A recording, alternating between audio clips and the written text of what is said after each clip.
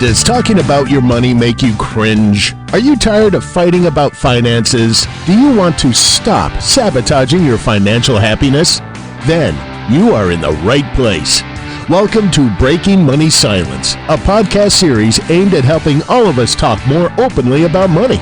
Your host, Kathleen Kingsbury, is doing what she does best. As a young girl, she was scolded for talking too much to her neighbors in class. After years of trying to be quiet, she discovered that speaking up about taboo topics is her strength. International speaker, author, and founder of KBK Wealth Connection, Kathleen understands money and our relationship with it. She is a wealth psychology expert who has helped thousands of advisors and clients communicate more effectively about money. Now, listen to Kathleen as she assists today's guest in busting their favorite money myth wide open.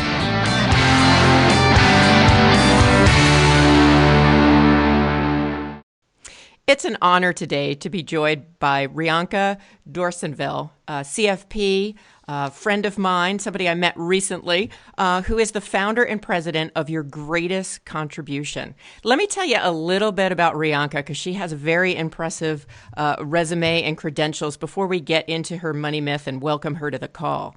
As I said, she's the founder and president of Your Greatest Contribution, a virtual fee-only comprehensive financial planning firm dedicated to serving professionals in their 20s, 30s, and 40s. As a certified financial planner, Rianka approaches financial planning with a strong emphasis on education and provides business owners, individuals, families with tools to make informed financial decisions. She's a very strong advocate for young professionals, and she's served in a variety of capacities. In 2016, she was the national president of the Financial Planning Association's NexGen community, where she focused on cultivating the next generation of financial planners. She currently sits on the CNBC Financial Advisor Council and volunteers annually for the IRS Volunteer Income Tax Assistance Program. In addition to that, she's co-founded a mentorship program for women in financial planning at her alma mater, Virginia Tech.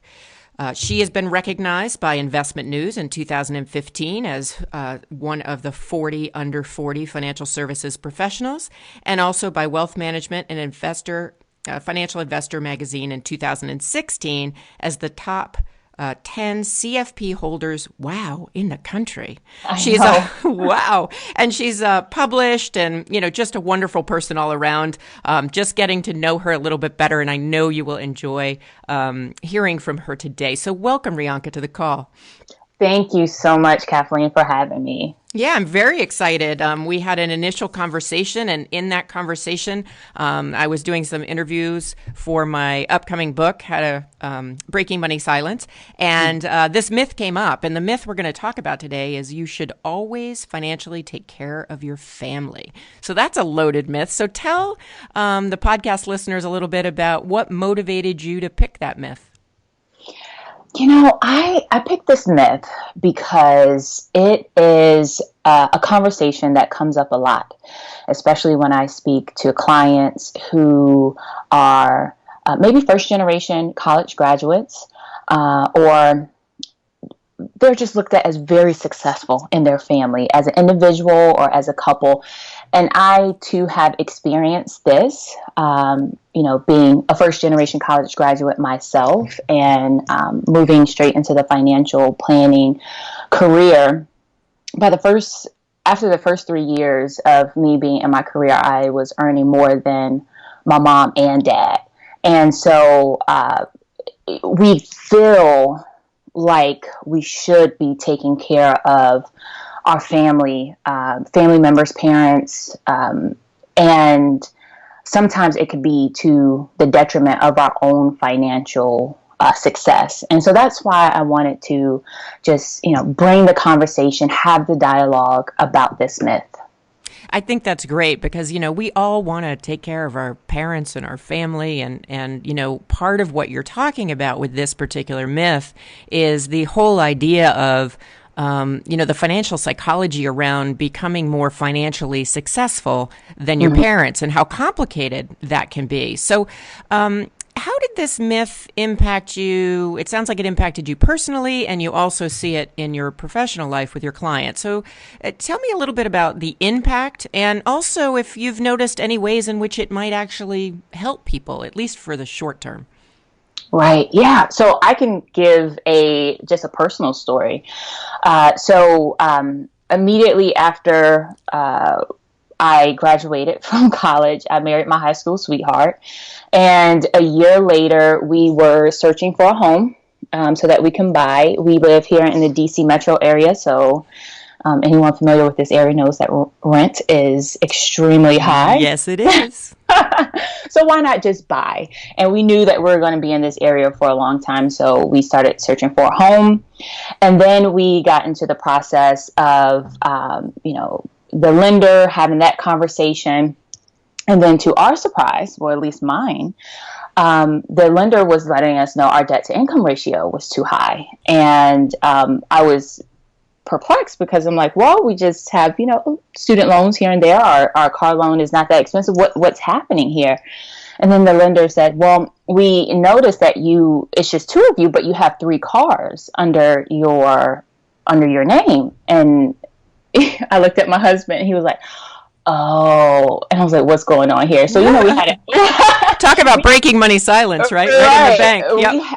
We had a side conversation after that meeting, and it just so happens, a family member was in a situation where they needed to refinance the car. Their credit was not that well, and so to get a good interest rate, and so also so that they can still have this car, my husband just trying to be helpful during the refinance was a co-signer, and that was that. And he was like, okay, well, this person will make the monthly payments. He was not financially responsible, but from the lender's eyes, he was financially responsible, and because he was a co-signer. And then he had to of course, as soon as you pay off your car, something will happen, and it just the auto maintenance was too expensive, so he decided to buy another car.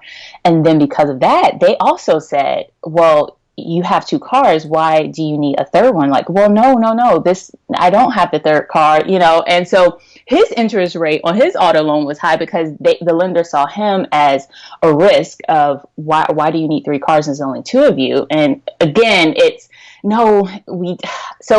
was very complicated, but because my husband wanted to be helpful to a family member, it in turn impacted us financially.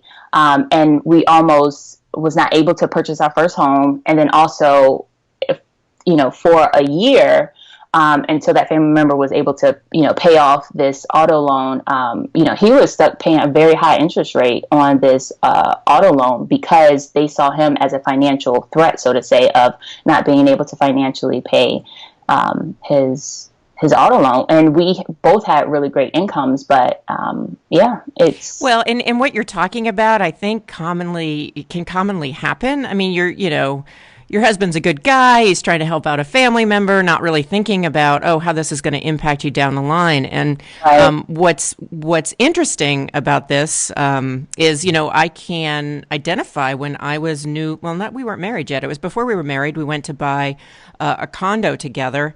And it turned out that my husband did a very similar thing. Nice guy. We have nice husbands. Yes, huh? He's a very nice guy. He's a little bit more financially literate now that he's hung out with me for 20 years. Right. But at the time, he co-signed this loan and had forgotten about it. And so very similar, except for, our story doesn't end so great. We weren't able to get the condo. And the other person was an in-law, so had married into the family and has since left the family and never returned the cash. So, it can range in terms of how it impacts you, and all you're trying to do is be a nice person and care for people in your life. So, the myth is you should always financially take care of your family, but it sounds like what we're talking about, Rianka, is sometimes you shouldn't. And so how do you kind of decide when to take care of yourself, when to be quote unquote a nice guy or a nice woman, and how do you kind of negotiate that? That seems so complicated. Right. Kathleen, that's such a great question. And the first part is, one, just have an open conversation, especially if you have a partner, just have a conversation about money. And if you can financially help a family member at that time. And if you say no, you say no.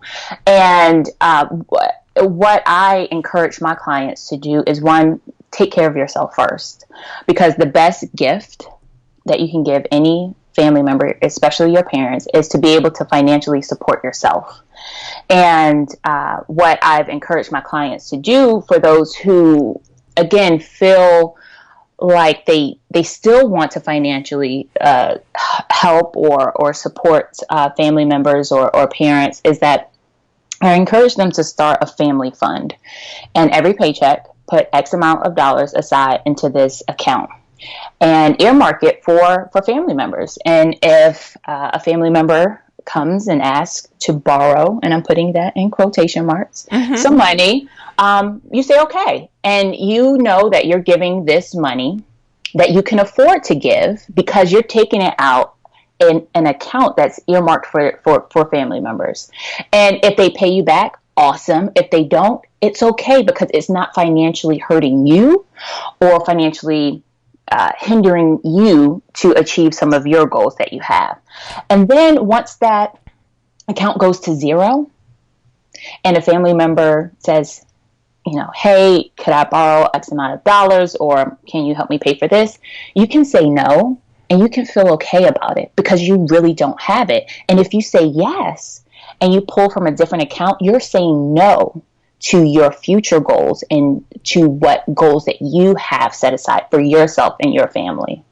So really, to make it a little bit, a lot more purposeful and mindful, it's kind of like, depending on how this family fund runs in your family, it's similar to saying, I'm going to give X number of dollars every year to charity, or it may be that you set up a family fund. I don't know if you've done this, but I know my father did this with me when I went off to college, where there's a loan, and there's actually a loan document. At the time, I don't even know if it was official. I mean, I don't think he got it notarized, but maybe he did. And but I remember, knowing that, this was money that he was lending me, and that I needed to pay it back. Now, the way in which it got paid back was through, reduced my inheritance, and he's still alive. So I didn't feel the impact, but I remember that being such an important financial lesson around the age of like 20. So being purposeful about it, planning it, and then, I think it's hard to say no, but if you actually have said, this year I don't have any more, maybe we can discuss it next year, somehow it feels like a softer no. Yes. Absolutely. And just saying maybe not right now, because you have some goals that you're trying to achieve. And when it comes to money, we don't want to say no, because we don't want to look like we don't have it. And so we want to be able to help family members when they're in need. But if you're giving so much that is putting you in a financial bind, who is going to help you when you need it? Will you have to borrow from a financial institution and pay them back with interest because, your family members can't financially help or support you? Or just having a conversation when you are loaning, quotation marks, or, giving this money to this family member, helping them understand how to spend this money, or just having a dialogue around where is this money going. And it's not prying. I mean, it is your money that you are giving to this family member. So that if there's a way that you can help educate them around, spending habits. I know that, everyone's not a financial planner, but if they're coming to you for some financial support, you must be doing something right with your money. Exactly. And I think, it's a great opportunity to break money silence with a family member, to have a financial conversation, as opposed to just say a quick yes or a quick no, right, to really kind of explain it. And as you're talking, Rianka, one of the things I'm thinking about is this is such a great myth to bust for parents. Right? You should always financially take care of your kids, right? If that was your family or your kids. And I think about the older folks who put their retirement at jeopardy because they want to, give their kids everything. And I love this idea of take care of yourself first. It's a gift. And in some ways, as a parent, it's a gift to take care of yourself. So when your kids get older, they aren't put in that position to then have to take care of you because you didn't plan your financial future. So I really see how it runs the gamut, both with certainly millennials, but also all the way through boomers and traditionalists, of just really trying to each of us to take care of ourselves and then have a money conversation and be purposeful about our gifts to family. Yes. And again, so just like you said, it can go both ways. As a child, the best gift I can give my parents is my financial independence. And as a parent, the best gift that you can give your children is financial independence, because one day we're going to want to stop working, as a parent, we're going to want to stop working. And wouldn't it be great to say that I'm working because I want to, not because I have to. And if you are, just like you mentioned, Kathleen, putting your retirement in jeopardy to, financially fund something for your children, then having that conversation, again, so it's not more so of no, saying no to your children that you can't help them, but explain to them what this is doing.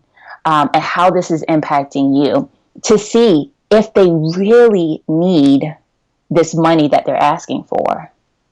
So it puts little in context.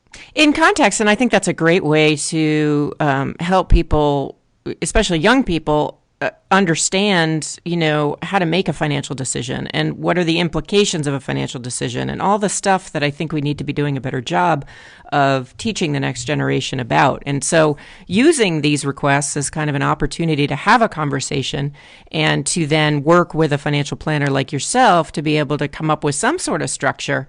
So there's a way in which you are mindful of, I need to take care of myself and then I can take care of my family. And it's not, when you say you want, people to think you have the money. I think the other thing that comes up for people is, they're going to think I'm greedy or I'm not charitable or all these things about, saying no to gifting a family member, when in fact that may not be the case at all. It's just you're trying to do the best you can for yourself and give that gift of financial fitness. Right. Absolutely. So absolutely. I'm going to circle back for a minute. I'm curious because usually I can come up with with every myth. There's an upside and a downside, right? So there's usually a way in which it doesn't serve you, and then often there's a way in which it does, even if it serves you in the short run. And this one I'm a little perplexed on. How do you think having the myth or living by the myth, you should always financially take care of your family, can help you?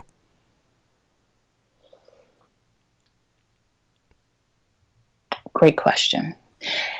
I would say this can help you in a sense. If we took off always, I'll be more comfortable with saying. Okay, that's fine. We can play with it any way you want. Yep. Yeah, you should, financially take care of your family. And the upside of this is that you just feel great, that you're financially able to help a family member when they're in need. I'll take me, for example. The saying is true. It takes a village to raise a child, and it definitely took a village to raise me. Mm-hmm. And so when a family member is in need of anything, and it may not just be money, it may just be, support in a different way. And for me to be able to help them in whatever way that they need, it's a blessing, because not everybody is fortunate enough to be the person that the family member know that they can count on. So the upside of this is that it's a blessing that you're able to be the person that your family can count on. Yeah, I like that. And I also think it's a way of, and I agree, if you take the always out of it, that it's a family value. And you may or may not have that family value if you're listening.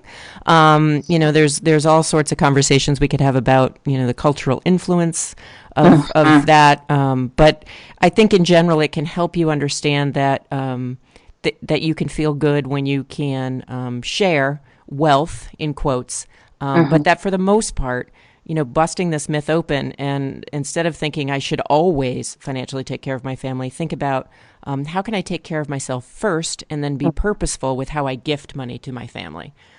Seems like where we're both landing on this.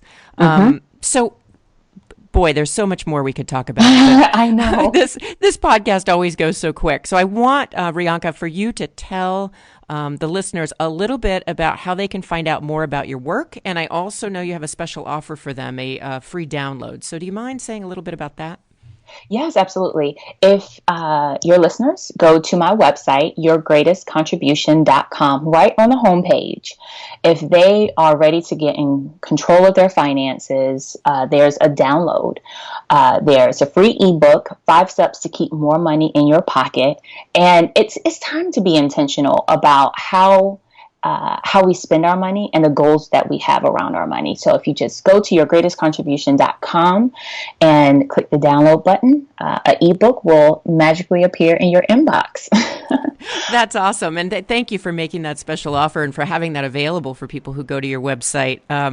What I will do is make sure when this is posted, if you're listening to this, you just have to look at the blog on the KBK Wealth Connection website, and you will see a write-up with a link to that download, as well as other ways in which you can reach out to Rianka. She's on Twitter, LinkedIn, and Facebook, and just has wonderful energy and great advice. So definitely, if you're interested in follow up with her.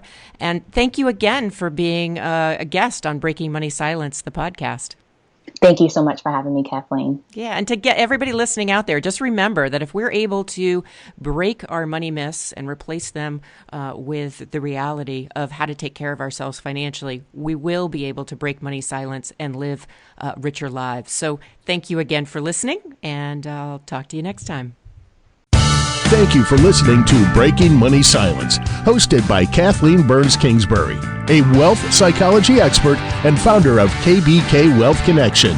If you like what you heard, then check out more podcasts at breakingmoneysilence.com or subscribe on iTunes.com. Need a fun, engaging speaker for your next event? Go to kbkwealthconnection.com and find out how to book Kathleen today. Be sure to share today's show so together we can break money silence for good.